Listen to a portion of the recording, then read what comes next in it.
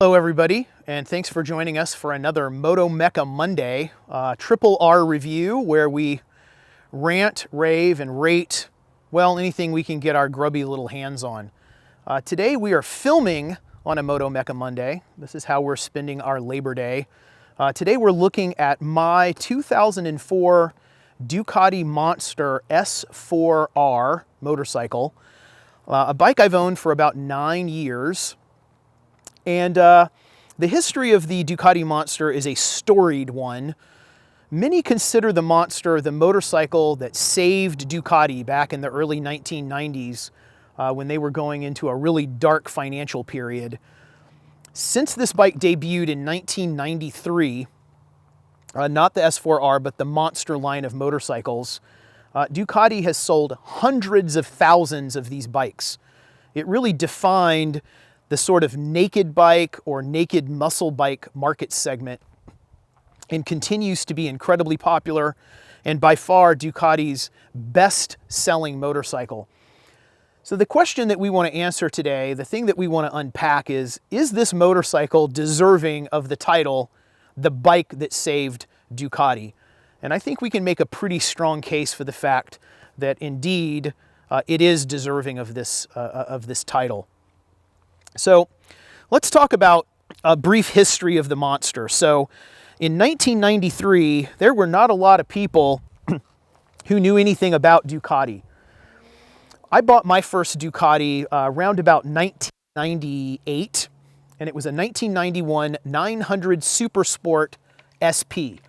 I lived in Florida. It was this super bright red, can't miss it, loud, carbon fiber Giacomoto pipes, a Barnett racing clutch.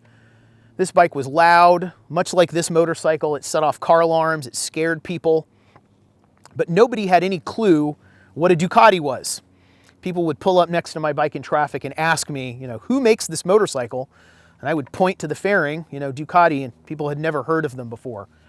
So Ducati was known for making really high performance, hand-built race bikes.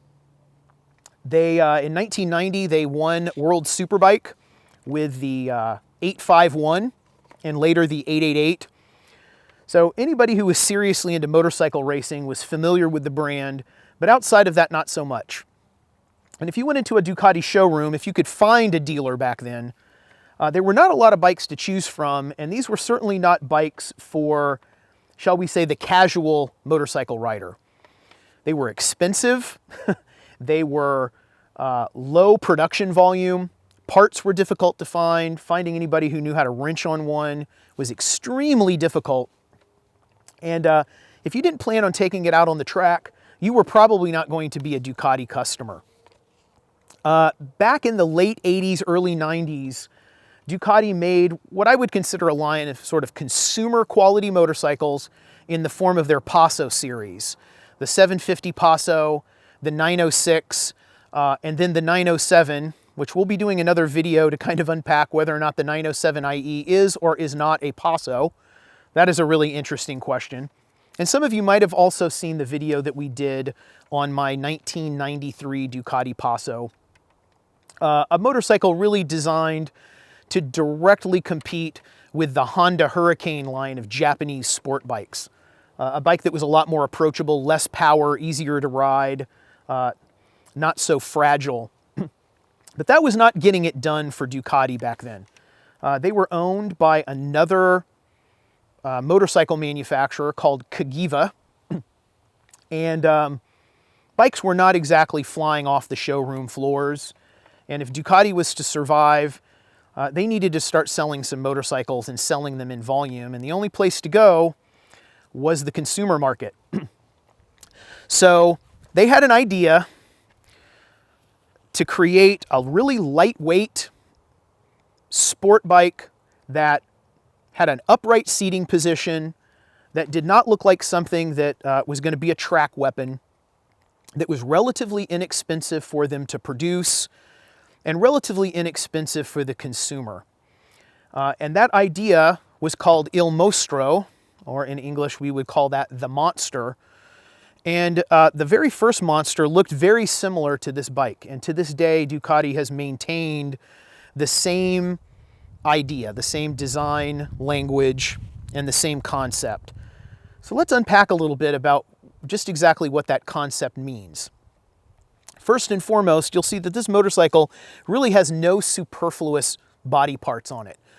This edition has some, additional carbon fiber parts, and we'll go into what makes this S4R special. But the early Monsters were really a lattice frame, so Ducati's signature hand-welded chrome moly steel frame. Their Desmo engine, which in the Monster and many of the Ducatis that have been produced for years and years, it's a stressed member. So the frame attaches to the motor, and the motor is actually part of the frame of the motorcycle. So if we look up close, we'll see that the bottom end of this bike is all engine. There's no frame underneath it. The frame connects to the top of the engine.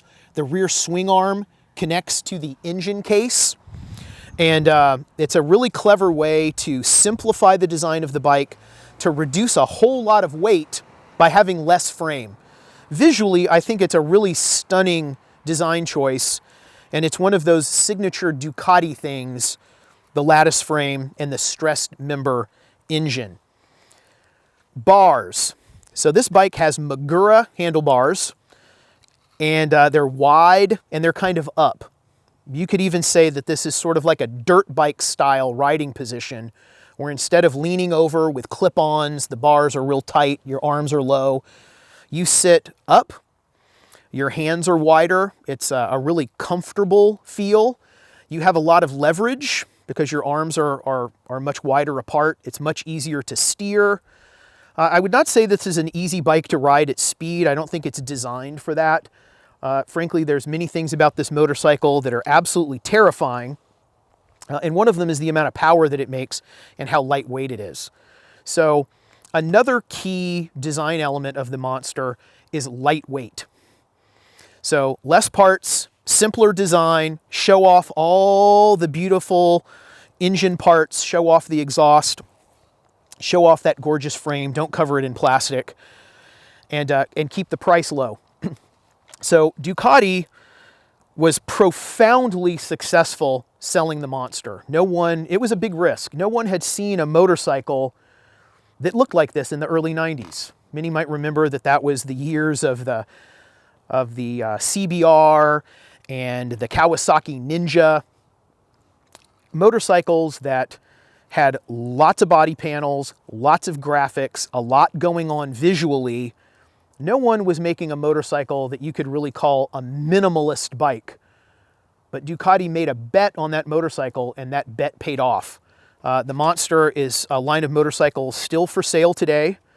I think the design choices they've made on the newest entry-level Monster are a radical departure from some of the things that are kind of the Ducati formula. So we'll be revisiting some of those thoughts and opinions in a future video.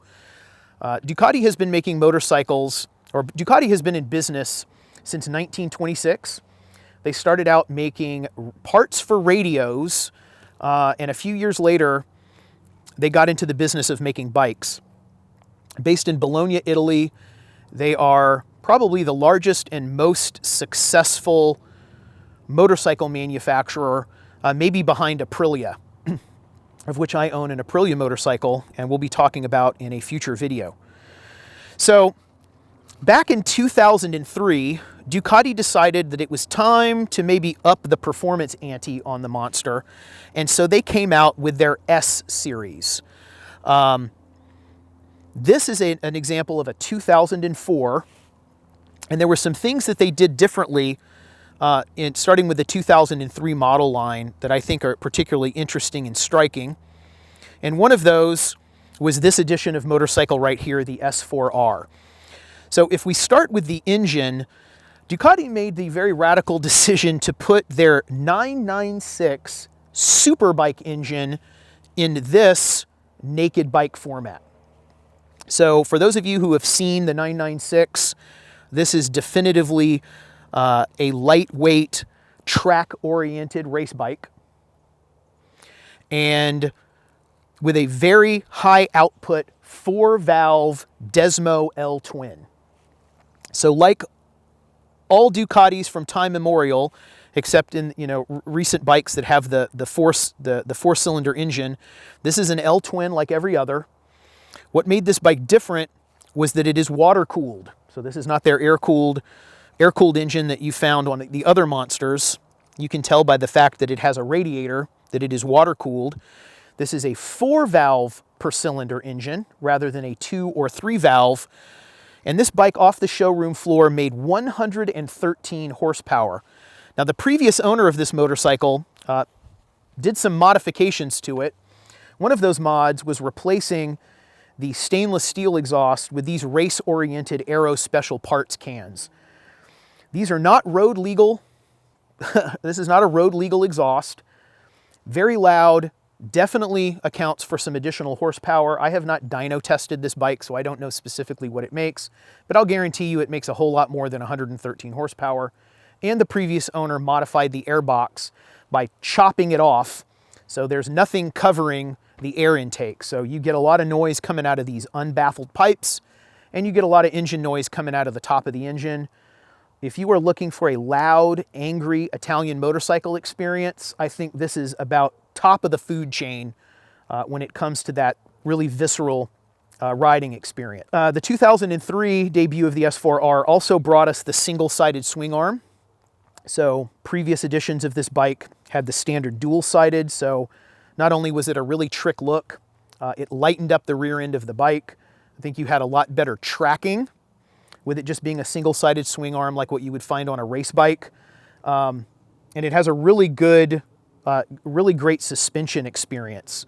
It's got a single coilover shock in the rear. Showa does all of the suspension on this model of bike. Öhlins was not an option until a little bit later. We have inverted forks up front. We have all kinds of cool carbon fiber farkles. This piece is stock that has the S4R moniker on it. The covers over where the cams and the belts go are another little trick piece. We have carbon fiber trim on the side of the radiator, and we have a stock carbon fiber front fender that just lets you know that this bike is something special. So we've got a superbike engine, inverted forks, single-sided swing arm. The standard look of this bike had a small fairing on the front, which I didn't think looked really good, so I decided to pull that off. I thought it looked much better without it. I also took the rear pillion cover off the back, kind of a little fiberglass cover that made it look like it was a monoposto or single seat motorcycle. I found it a little gaudy, so I changed that and I just got rid of it. And the stock rear tail, often called the beer tray, I didn't think looked great. Black plastic, didn't do anything for the look of the bike.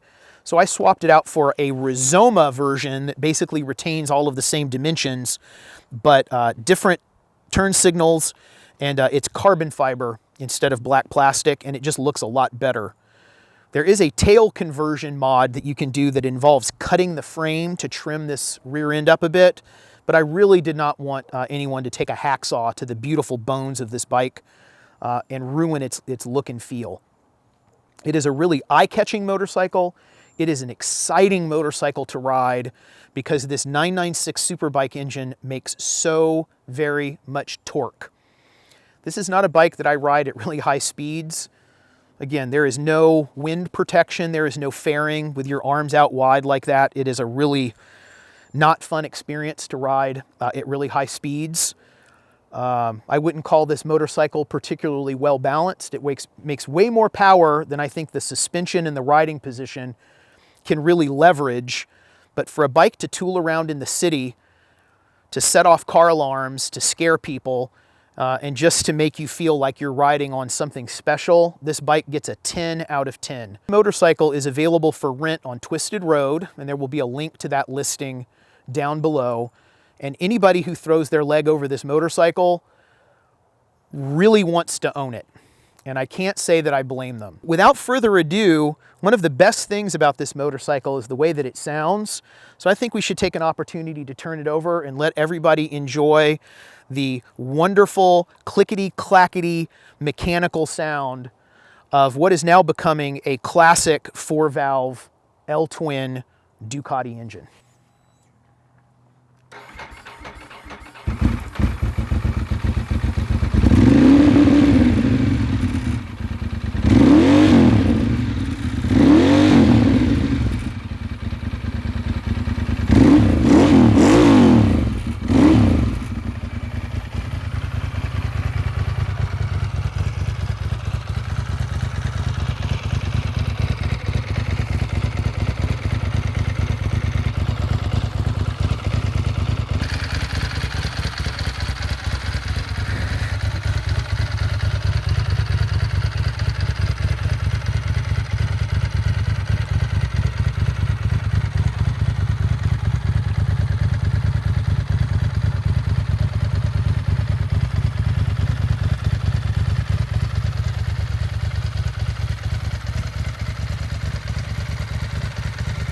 How would I rate this motorcycle? Well, if we're looking at it from the standpoint of how well Ducati executed on a loud, naked, super powerful motorcycle, I would give them a 9.9 out of 10.